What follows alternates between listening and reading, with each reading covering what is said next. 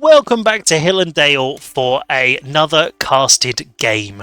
On the South Hill we have Faya in the teal as the French, and on the north side in the red we have moreknights.com as the Mongols. And if you've seen a couple of my videos, More Knights is anemia shoes, brother shoes, all of the different kind of footwear, and he's trying something different this time, and he's going to learn a little bit of Mongols.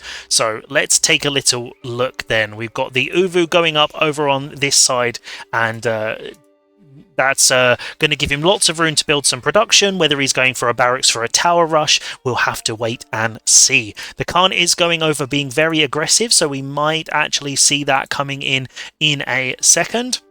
We can see that Faya is also scouting fairly aggressively, so this I think is a really good idea when you are against the Mongols, that you want to check out their Uvu and check what they're doing. So we've just missed a couple of sheep over there, so those two could have been a really nice little pickup for Faya at this point. So if we take a little look straight across, and the French have the bonus that they know where the markets are, so going for the opposite one I think is a really good idea. So seeing that Uvu, no barracks going up yet, so you're going to be expecting that there's no there's no tower rush coming, and this Gur trying to unpack, but the scout doing a really nice job of stopping that. And it looks like the Gur just went over there to collect the sheep before before Faya could do it, and going out onto the deer pack. So Faya being really annoying now and pushing those deer around.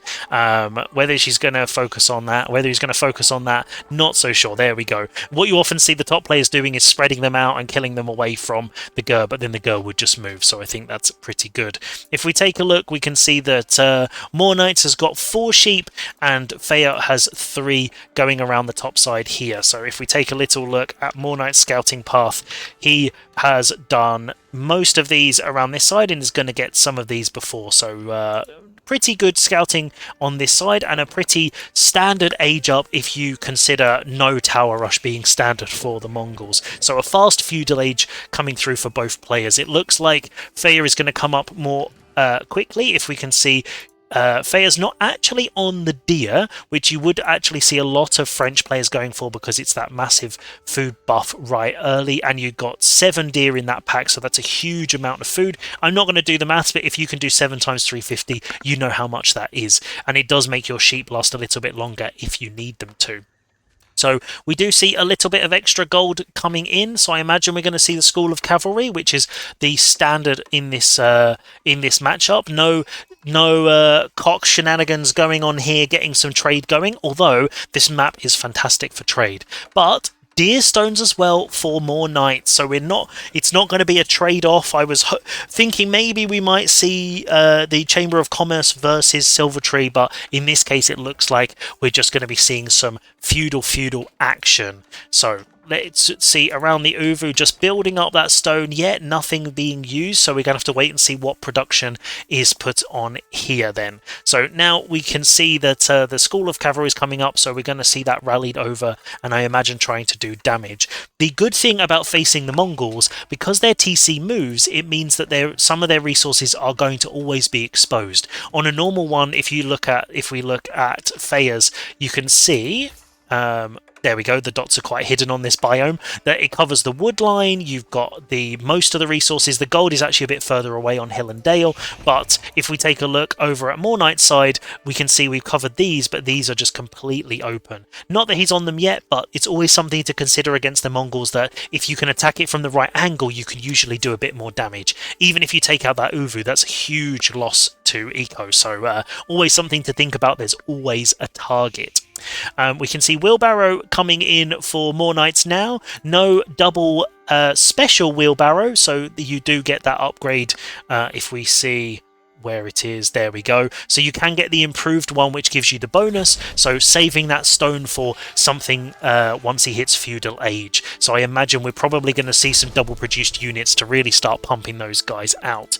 The Khan going around to see what's cracking in the base, and no knight in queue as of yet, so the food here not quite at the stage you'd like it to be. You want to be getting a knight in queue as soon as you hit the feudal age, so this is going to be giving More Knights that little bit of extra time to do whatever he is cooking. So both players in the feudal age and the Khan just causing problems there on on the gold mine. Is he going to get it? Are we going to see that villager go down? 20, not quite, but having to pull that villager away is still going to cause trouble there. So the Khan being really annoying and forcing a tower, that's massive. This potentially is a huge overreaction. Having that tower is 100 wood spent, which you can't use to build a barracks or whatever it might be, and the villagers still getting hit. This is really nice little Khan chaos, and I love to see it. If we, once we see the knight coming out, there we go, he's going to try and get the Khan. Khan's going to have to be really careful. You don't want to lose that guy because of all of his buffs. There we go, the speed arrow being shot, so he's going to get away nice and easily. We can see now that we've got stables going down and moving over. This is a really nice thing that Mongols can do, where they can build production and buildings wherever they like, and then they can shift them over to the Uvu very easily. So I imagine we're going to be seeing double Keshiks put in. So, no, just the one? Okay. Waiting to see what's coming. So we've got the knight coming over. No scout watching what's going on. If we see from Fea's side, the scout is in a completely different place. You need to be seeing where the raids are coming from. So I imagine they're going to be trying to hit the deer thinking that we're out on that one. But we can see that we've got... There we go, double Keshiks in queue now. So that's exactly what I was expecting to see. We've also got the blacksmith, so we're going to be able to see those upgrades going in, and then the Keshiks to fight the knight. So this is going to be really nice against this knight, and the knight is a little bit slower, if I remember, 1.6 versus 1.6. Oh, so they're actually exactly the same. Good to remember that horsemen are actually a little bit quicker, so they can escape from a knight very easily. So the Khan there catching the scout and the second knight. No spears as of yet, so it's going to be knight versus baby knight, if we think of Keshiks as those the mild-mannered, softer knights, if we like. We can see more knights in queue now. No extra production, no archers yet, so clearly Fea's waiting to see whether as I said, oh no, a barracks coming down, okay, because he's seen the Keshiks going for knight spears rather than knight archers. The classic composition for both of these players would be knights and archers, and then Keshiks and archers is very, very common. So we can see more Keshiks coming into queue, and a huge amount of wood building up here. So whether we're going to be seeing a second TC drop down, which also has been changed this season, where we can see... Where are we? Here we go. It's 850 now instead of 900, so that definitely makes a big difference in terms of dropping those down, if that's what you like to do. There we go, second TC, as I predicted. You might think I'm psychic, but it's just looking at the resources, guys. It's much easier to do when you're not playing, that's for sure. So we've got the knights and the scout trying to burn down the Uvu, and the Keshiks being massed up and taken to safety. Getting a nice little raid on the villagers there, being really careful not to get that guy caught out. The Keshiks do have the great ability that when they attack units or anything else, they can heal, but taking a huge amount of damage there. And the blacksmith not getting those techs in yet, so no arrow defense, no iron undermesh yet. So two knights against... 2 Keshiks against 3 Royal Knights. That's a very dangerous composition there, so we want to be seeing more units coming up for more knights. And just the irony that he's fighting knights but can't make his own because the Mongols don't have knights. So let's take a little look then. We can see the barracks going up, also archery range, so we're going to be seeing a French triple comp with a single farm going down, and some berries being used here, obviously, for the wheelbarrow. The French do get the buff that their economy techs are cheaper, and I think that also their economy buildings are also cheaper, so they can get those upgrades much more easily. So lots of food coming in for Fea now, but not so much gold, so the knights are going to be a little bit slower, but this is a dangerous fight here. I was expecting a big clash, but more knights pulled away there to be careful. A villager coming in to repair the Uvu so we don't lose that value, and some more Keshiks coming in. So we haven't seen any Mangadite as of yet. Obviously we don't have an archery range coming in, but we've got a barracks to fight those knights. It's even with the production going up on the French side, we don't see any spearmen coming in yet, but look at those Keshiks. Oh dear, they are taking a huge amount of damage. damage. So we definitely want to be seeing some spears. Double produce spears, we hope. Yep, so double. So those guys will be coming out quickly, and they are going to be able to put a stop to these knights if Faya is not very careful. Looking at the eco, we can see we've got almost 1,000 food, so it looks like potentially we're going to be seeing a castle age coming through in the back of this, which is a little bit dangerous, only with 5 units on the field, but at the moment Faya's pushing the base, so it could work very well. We've got a knight here standing guard of the wood line, I guess.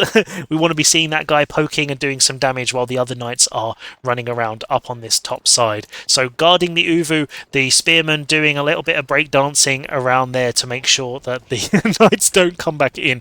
Not sure what's happening there. I think they're on patrol and they're just having a whale of a time. So the Keshiks finding the one knight on his own, and are they going to be able to take him? That's the question. So the one knight pulling away, and he's going to circle back round with his fellows. So no chivalry in yet, or as I say it, the chivalry goes into queue. So these knights are then going to heal up, and this is where you've got to be so careful against the French that you don't get it where the knights can come in and raid and they just run away and heal. It's so scary, and they can keep that mass, and once that French knight mass goes massive, you're in real trouble. Survival techniques coming in, so we're going to see over on the deer now, ready to boost up that food eco. So no sneaky trade going on just yet. Sometimes you see, even with deer stones, that a trade post is dropped down and some traders as well, but we've gone for the 2 TC boom as well. The French do get the buff that their villagers do produce ever so slightly quicker in each age, so that's why the villager difference so far is very, very close. So going for a second TC with Mongols there to make sure that you don't fall behind, I think, is a really good plan. So triple comp finally coming in, no castle age actually, so we've got knights, spears and archers over on the north side of the hill for Faya, and we've got Keshiks and spears on the other side. So there we go. So these Keshiks and the Khan, is he going to notice those villagers? The Khan shot them, but he's going to run past them. Oh dear, that's a huge amount of damage you could do over there. Come on, knights, let's get it. Don't go for the wolf. We don't care about the wolf. Leave the wolf. And there we go. Okay, the Keshik's pulling, but Faya knows they're coming, building a tower. Is the tower going to go up? And the units being pulled straight across. This potentially could be a bit of a misplay. All of the units for Faya are being moved together, which means the knights are not moving at max speed, they're moving at archer or spear speed. So this means that more knights is going to be able to do a bit of damage. Is he going to get a kill? Not quite. And there we go. So now they're getting caught out, and those units are going to go down. The Khan isn't being target fired. Do you want to see these archers hitting the Khan? Because that's really the value. Once your scout's down and your Khan is a special scout, then you're in real trouble. The Keshiks slowly being caught up, getting caught on that wood line and taking a hit, and that's a lot of damage there for more knights. We can see actually Mangadai coming into queue to try and cause some problems, so it's cavalry on cavalry and then a couple of spears. We can see one Keshik coming in but getting caught out by the reinforcements massing up at the front of their base, and now these couple of units are going to be circled round, and the French mass is really starting to come together.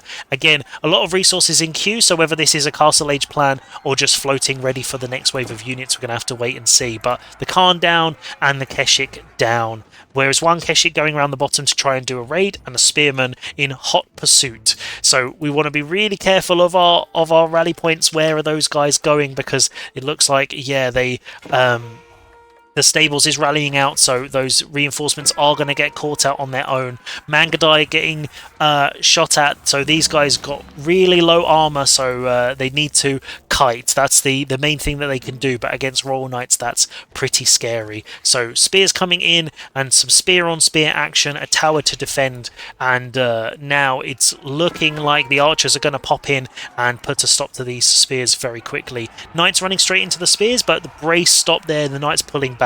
And that's a really nice thing there that Faya did. When your knights go in, the spears will brace. If you pull the horses away, the brace is stopped, and then they can't do that brace to immobilize your cavalry. So really nicely done there. A nice little bit of micro, which someone who has no micro can really appreciate. So it looks like we are going to be seeing a castle age coming through, almost 2k food and going close to the 800 there, and it looks like More Knights is also heavy on the food, so he sees what's coming and he's also going to be trying to go to castle age. We've got the guild hall coming through. We can see a couple of units going around on the other side to try and cause some trouble. And exactly, Guildhall going up. So this is really nice because it gives you all of those Imperial techs in the Castle Age. So this is going to allow those Royal Knights to get the Royal Bloodlines and all of those upgrades. Archers caught out of position here on the top side. The Keshiks, the Mangadai and the Spears really going to clean up that little force there. And it's little losses like this that are going to allow the Mongols to mass up very, very well, and the Mangadai there just causing absolute chaos. Keshik's in the back doing some damage on the villagers, 5 villagers down, and pulling all of the forces for 1 Keshik, so this is really nice there. So Guildhall coming in, New Khan popping out, and oh no, excuse me, I was wrong. I was thinking Royal Institute. Guildhall is the one where you spend your tickets to get resources, obviously. Pretend I didn't say that, guys. So this is going to allow him, he's getting gold now, and we can see a huge amount of wood. So whether we're going to be seeing production, but we want to be seeing that converted, Faya needs to be using that to make farms or make production or make something. The military numbers looking very similar, but coming in to do a huge amount of damage on the eco there. 5 villagers down so far, and if they can idle this eco, it's going to really work, because 68 villagers on the north side for more knights, so this is where it's going to get kind of scary because the eco is going to start to kick off. If we take a little look at the resources per minute while this fight's going on in the French base, we can see that More Knight's food is really, really strong, and actually he's ahead in all of the different sections, obviously while idling the eco. The town centre absolutely smashing those spears and Mangadai down, and so now the French forces defended, and More Knights is regrouping outside the base, potentially. Or not. So this is something you want to be really careful of. You don't want to get your units separated like this, because if your mini batch gets caught out by the whole of your enemy's forces, you're just slowly losing all of those units and reinforcements. Kurultai coming in now for the Castle Age for More Knights, so both in the Castle Age, but a huge amount of resources in queue now, so waiting to see what those are going to be spent on by Faya. The Arbitrier coming in, which are the French like crossbows, so they are amazing. They do really, really good damage, so you definitely want to get those. And as a Byzantine player that sometimes gets them as mercenaries, they're really, really fun. We can see the ecotechs coming in for Faya as well, so we've got the level 2 horticulture fertilization, and we've got a sprinkled emplacement on the tower, as well as ranged damage level 1. So this means that the TC, the tower, and everything else is going to be able to do a lot of damage. We can see a little force at the front with the Khan ready to do some raiding, and keeping to the traditional Mongol way of little raids here and there to distract your enemy. The villagers out on the deer here and the Keshiks going down, so the Mangadai are going to be able to do some damage, and a couple of low health villagers going to get caught out there by the Mangadai, while the units on the front line have just caught another load of villagers on this wood line. Fantastic little push there. So losing those, and the French units starting to mass up, but the eco for More Knights is really starting to pay off. Neither player going for the relics just yet, both in the Castle Age, so you want to see a monastery dropped. Faya does have the resources for it, so we've almost got 2,000 wood. We want to be seeing that used. Whether that's intentional or not, we're going to have to wait and see. We've got the veteran upgrade coming in for Royal Knights, so those knights are going to be packing a real punch in a second, and the Keshiks managing to take out a couple of villagers down here and cause trouble. They're going to try and torch down this tower now, and with that healing they might just about manage it, and then those 4 villagers are going to be in real trouble. No defensive units coming out now to stop them, or there we go, as I say that, a couple of units coming out to stop them. And there we go. So if we take a little look over at Shu's base, we can see that he's on the deer out here, he's massively out on the gold here, and we can also see the cheeky trade coming in, which we love to see. 1 relic in the bag, so More Knights has remembered to get those, and we can see some defensive walls coming in on the side, finally, for Faya to stop those raids on the deer and the berry pack at the side.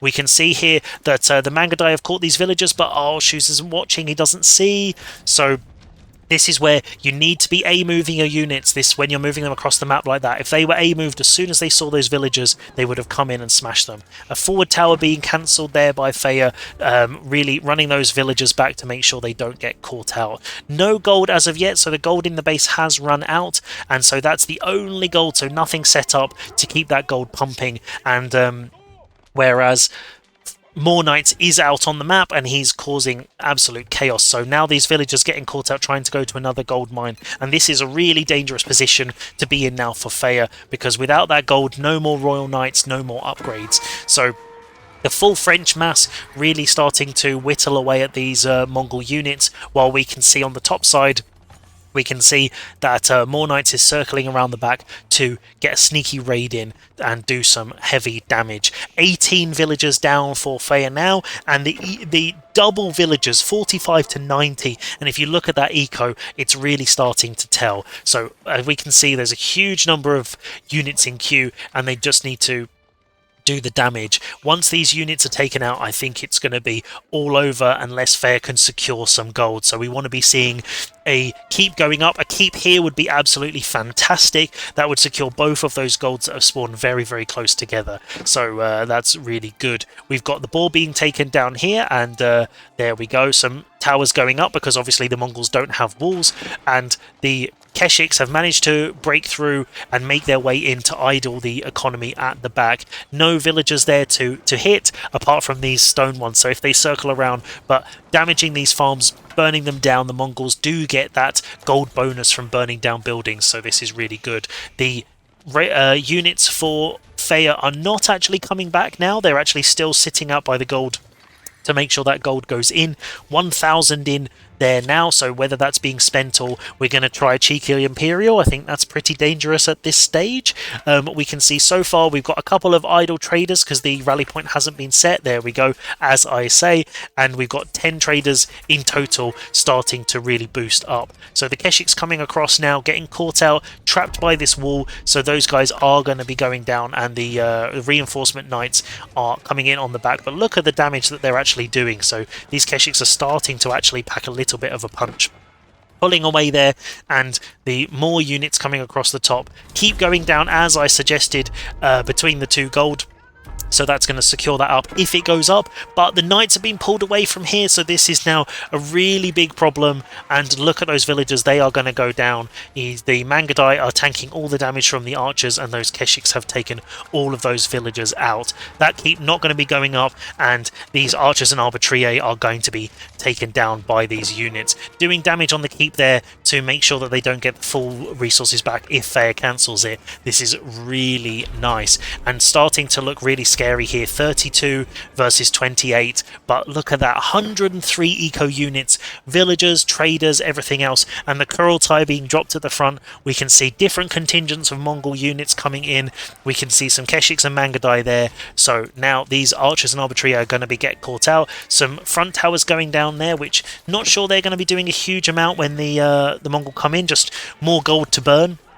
But we can see here, there we go, remassing up, and the Kurultai being pulled forward. We can see it slowly sliding along the minimap, ready to go down here and take a big fight. So if More Knights is able to draw these units forward under the Kurultai, it's going to be a massive fight. That keep still being trying to put up to try and keep that going, and we can also see from the spawn the two red ones, the sacred sites have also been taken on the north side. So one more sacred site over here, and then that ticking is also going to be going. The Kurultai been moved down to this side to be put down. The keep cancelled there, and so now still no gold here as we speak for Faya. So this is now really looking scary. Kurultai going down to stop them on this gold. They are going to be moving across to this back one over here, but if we can prevent that, then that's going to be great. We can see a tower going up to stop the gold being taken in the middle, and more units pumping and pumping, getting very close to that 200 cap, whereas Faya's only on 76.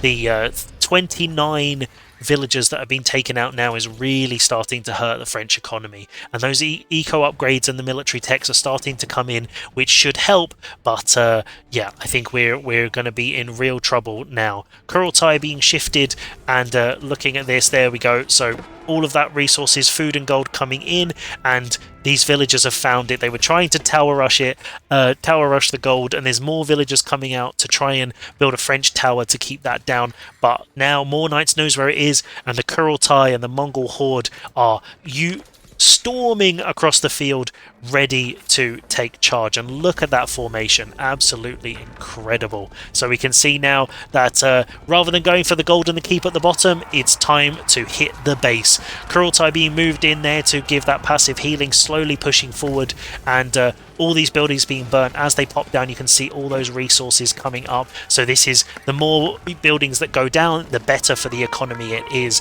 We can see a huge fight going to be coming across, knights and spears getting caught.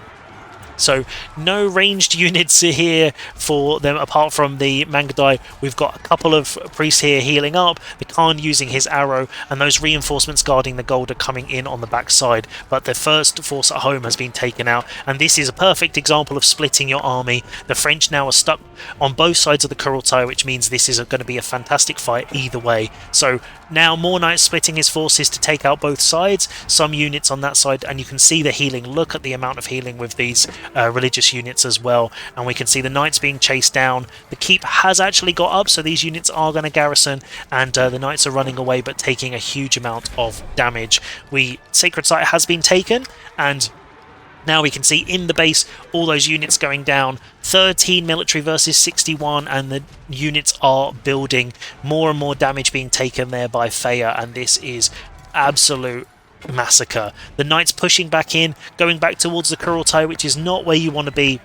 And here we are, the Mangadai and the Keshiks pushing back out, ready to get those. If these 8 knights go down, that is the military, and then Faya is going to be in real trouble. So this would need to be seeing a market drop, to need to be selling that wood to get some resources to start pumping that out. And no villagers. If these guys go down, that is massive. That's half of Faya's economy in one spot. Is More Knights going to notice it, or a couple of those units going to raid on that side? We're going to have to wait and see, but no need. Faya taps out, and an absolutely fantastic show from More Knights here of how the Mongols don't need to tower rush to be absolutely dominant.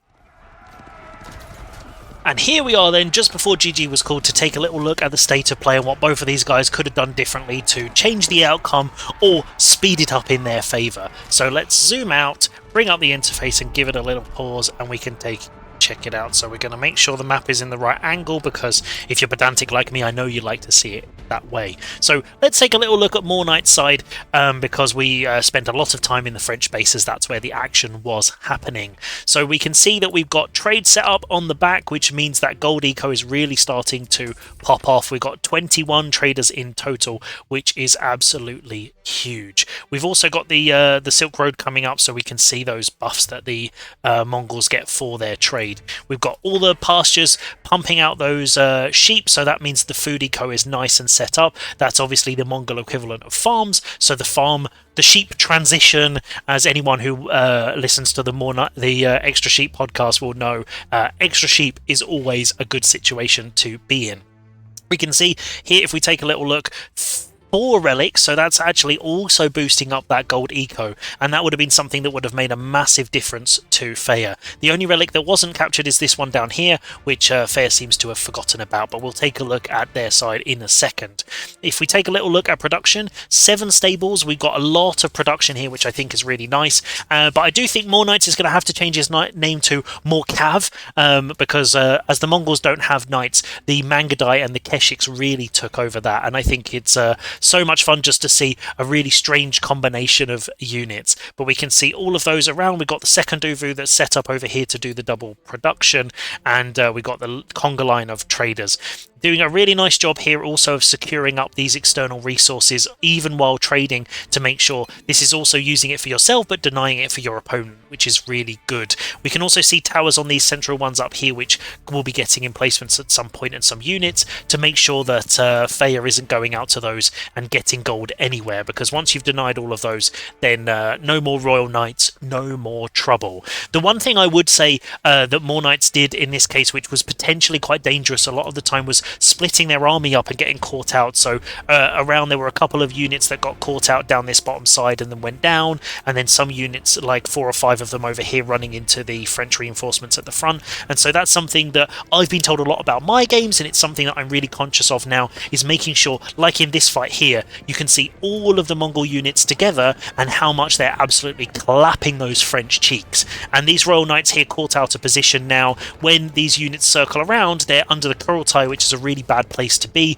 and they've half of those units have already been taken out, so there's no defences on the other side. So this is the perfect position for more Knights to be in.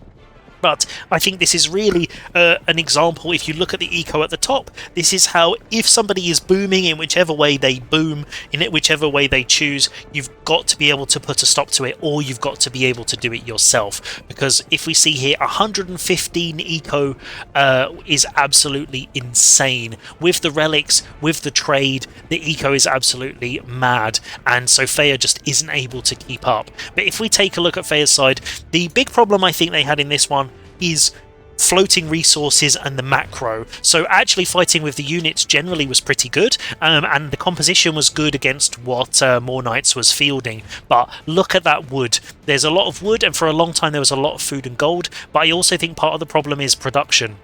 So some of them have been burnt down, but for a long time it was one range, one barracks, one stables, while there were 2 or 3 of each over on the Mongol side pumping out those units. And you've got to be able to reinforce yourself, so being able to pump out those units much more quickly when you do lose them, so that then you can defend and then you can push out. If you've only got 3 buildings, you can only produce 3 units every, let's say you go for the arbitrary, every 17 seconds you get 1. If you have 3 ranges, you'd be able to get 3, and that makes a huge difference per minute of getting those units out. And that's why More Knights is able to field so many more units, because he just has so much more production. So this would, at this stage, no gold being secured is also the big problem. So because a keep wasn't dropped down here preemptively to secure that position, and there was no gold like this taken early on or walled in, basically the gold ran out and there was nothing they could do. They tried to secure this one at the bottom, which they did, but it was too late at that point and the mass was coming. So this is something I've fallen into the trap of in many of my games, and you've probably seen it yourselves. If you haven't had this situation yourself, then you're lying. Don't lie to yourself, we've all been there.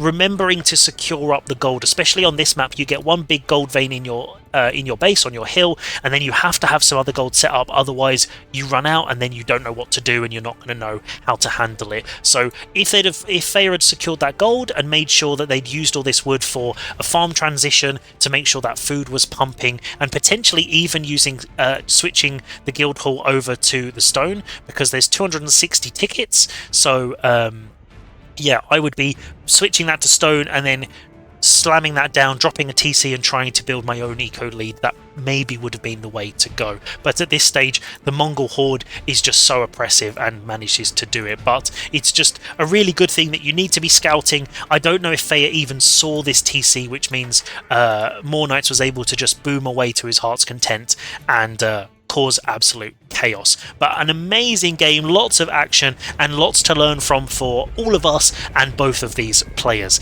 So we're going to go back in and watch these Mongol units run around. But I hope you've enjoyed this. I hope you've enjoyed this almost cav only challenge, and I'll see you next time for some more fun, more learning and more chaos on the ladder.